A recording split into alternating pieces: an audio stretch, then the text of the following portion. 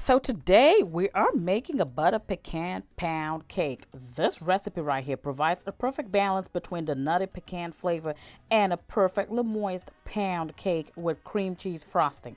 So let's get into it. So here I'm starting off with my pecans. These are chopped pecans and I have 1.5 cups of this. I just went ahead and crushed them a little bit with my, I put it in a Ziploc bag and crushed it with my rolling pin, and I added 2 tablespoons of butter and 1 teaspoon of ground nutmeg. I'm gonna put it in my oven to toast it lightly for about 5 minutes.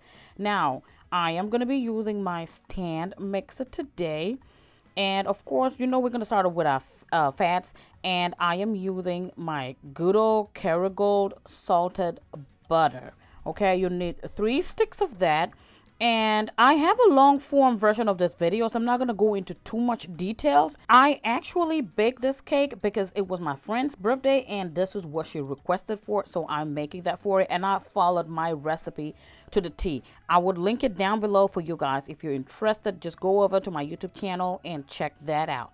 I went ahead and creamed my butter nicely, and now I am going to add my sugar. I am going in with some brown sugar and also some regular granulated white sugar. Now, in the meantime, my pecans were out of the oven, and y'all, the nutty smell of this, it smells so good. Please do not miss out on this step. It smells so good. Now, back to our cake. I added an extra 1/2 cup of white sugar. So that's 1.5 cups of white sugar and 1 cup of brown sugar going into that. I am creaming it, and as you can see, I stopped to scrape down the size of my bowl and the beaters as well, because y'all, it got so thick. So this will help so that you could get to the bottom. The mixer can actually get to the bottom and get everything well incorporated. I beat it for a few more minutes, and now it is time to add our eggs. Here I have 5 eggs at room temperature. It is super important. I always say it in my videos. Make sure you bring out your ingredients ahead of time and let it just get to room temperature. As you can see, I am adding one at a time per usual. And just give it about 15-second intervals, and then I go with the next one. And here is the last egg going in right now.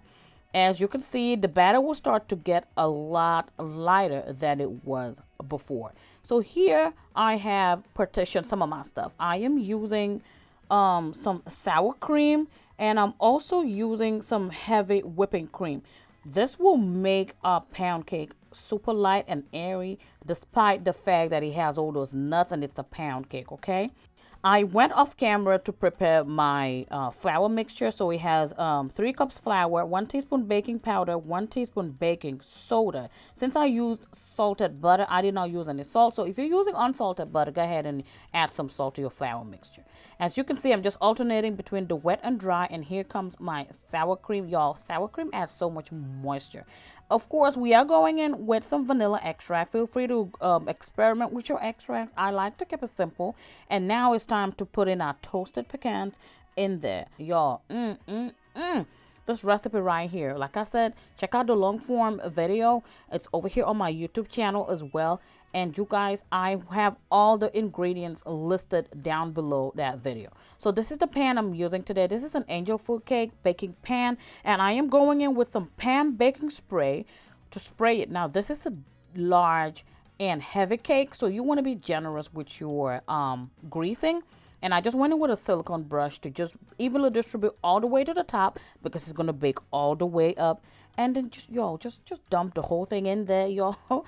By this time, I have already preheated my oven to 325 degrees Fahrenheit. And y'all know how we do it. I'm just going to try to level it up as much as possible so that it can bake evenly. And then we're going to do what? Pop it, drop it, release any excess air bubbles. And in it goes 325 degrees Fahrenheit for 70 to 80 minutes, or until a toothpick inserted comes out clean. In the meantime, let's get on with cream cheese frosting. I'm just using some butter and a block of cream cheese. So I am going in to fat these together.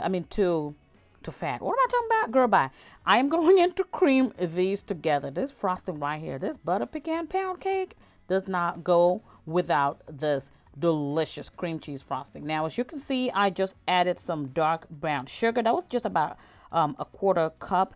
And then I would also go in with about 2 cups of powdered sugar. They all bring something different to the table, okay?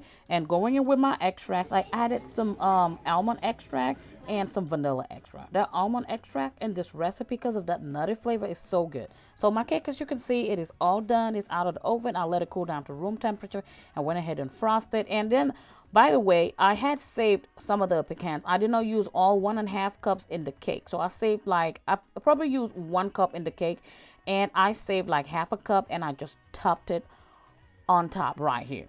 This was the end product. This was so beautiful. And like I mentioned, this cake, I made it for my friend, so I did not cut into this particular cake because I wanted to gift it to her that way.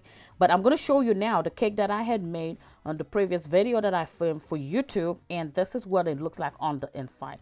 Really nutty, delicious, so moist, and that cream cheese frosting is the icing on top. Thanks for watching.